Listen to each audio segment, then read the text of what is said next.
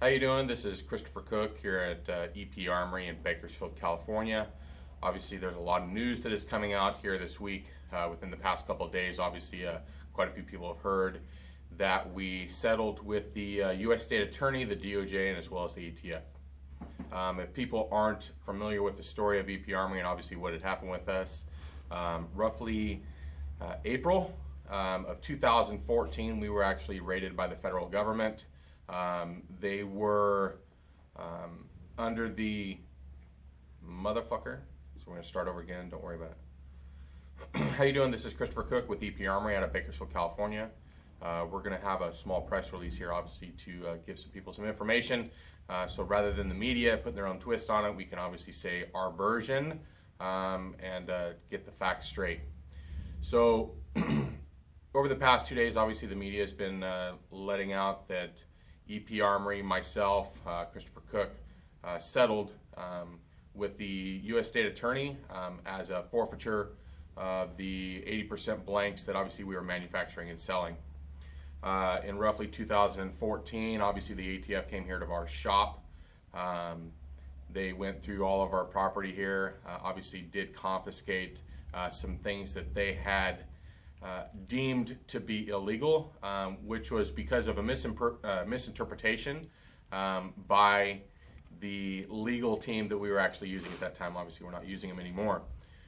So the way that it was described is literally the way that everything had started. So obviously, a lot of people are curious on how that manufacturing process was. A lot of people think that we were actually manufacturing a receiver and then pouring something in.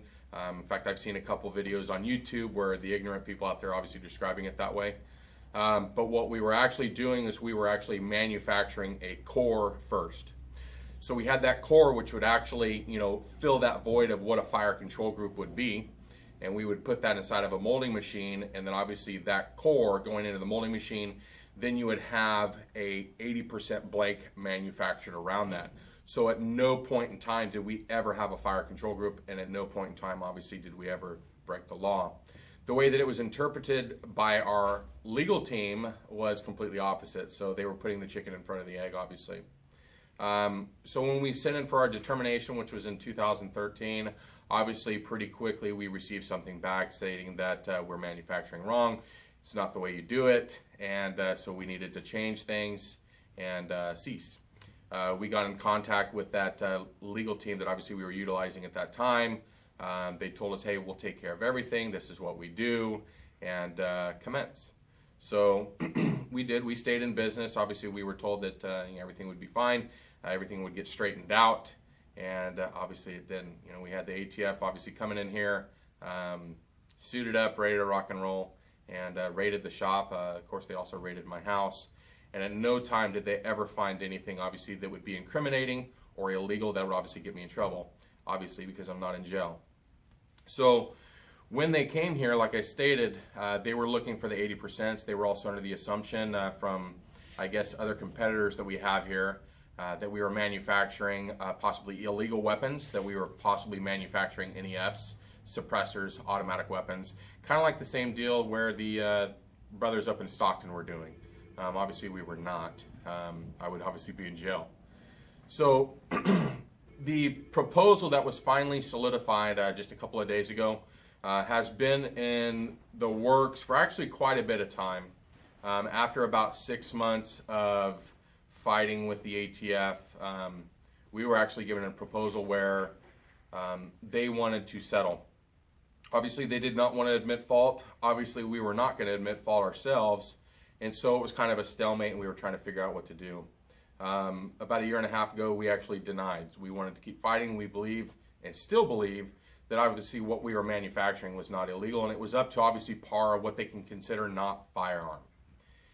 Well, 2 years later, and about 6 months ago, we started proposing again, obviously acknowledging that we're not going to go anywhere. The ATF, the DOJ, the U.S. State Attorney, obviously, as well as us, nobody wants to admit fault. So rather than continuously throwing money away, I guess you could say, and giving it to attorneys to fight a fight that I believe was never going to be ended, because obviously the U.S. government has more money than I'll ever have. and it's ridiculous, I think, to fight. Obviously, I think we've moved on, we passed on. We have a new product out that we obviously utilize now. It actually does way better, and so we're very happy with it. So the reason that we decided to settle was, obviously, we think it was a better move, or I think it was a better move for the company, for my company. So as the settlement, a lot of people are kind of curious of, why that actually came through. But the way that the settlement is that, okay, so as far as obviously the settlements, a lot of people have the questions about, why did we settle? With the settlement, if you actually read into obviously what was the settlement and the agreement between EP Armory, myself, obviously, and the U.S. State Attorney, was that no possibility of criminal prosecution. Obviously, if they had a possibility of criminal prosecution, I feel, and I think a lot of people do feel also, obviously that would have moved forward pretty quickly. I think that I would obviously have been in jail. But on the other side of it, no admission of guilt, the no possibility of criminal prosecution, and obviously I can't sue the ATF. I feel that should be enough for me. If people actually read into that enough, you can see that it was a complete stalemate. Obviously, very, very rarely would you ever get the government to admit guilt. So that's why we obviously agreed to move forward and keep going, obviously, with the company. Now that everything is said and done, I think what we're going to do is obviously we're going to move on to our manufacturing capabilities. We are expanding, obviously, our FFL. We will be getting into our 07 now. They've been actually holding that for about 2 years now.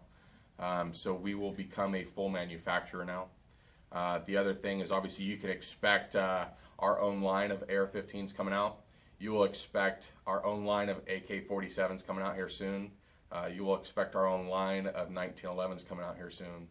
So the 80% part of the company obviously will always still be there, but we want to move beyond now. So we'll never stop obviously manufacturing the 80%, so we'll keep that going, but obviously there's a different view that I have with the company now. I think that we have the capabilities, we definitely have the need and the want for obviously better product than what's out there right now. The last question that I definitely wanted to hit on was our customer and our database. There was a lot of people that were obviously very curious if law enforcement or the government had ever gotten anything with their personal information, obviously our customers. Through obviously the ways that I think that the government and obviously those agencies can get information, I think digging however they may be, that they possibly could have done it. But did I or my company ever give anybody's personal information? Absolutely not. Never willingly did we ever do that. That was something that myself, my team, my company, and my attorneys obviously felt was probably our largest battle, was making sure that our customer database and information was kept secret. It was something that obviously our customers, they had never done anything wrong. Obviously we had never done anything wrong, and so that was one of our biggest fights.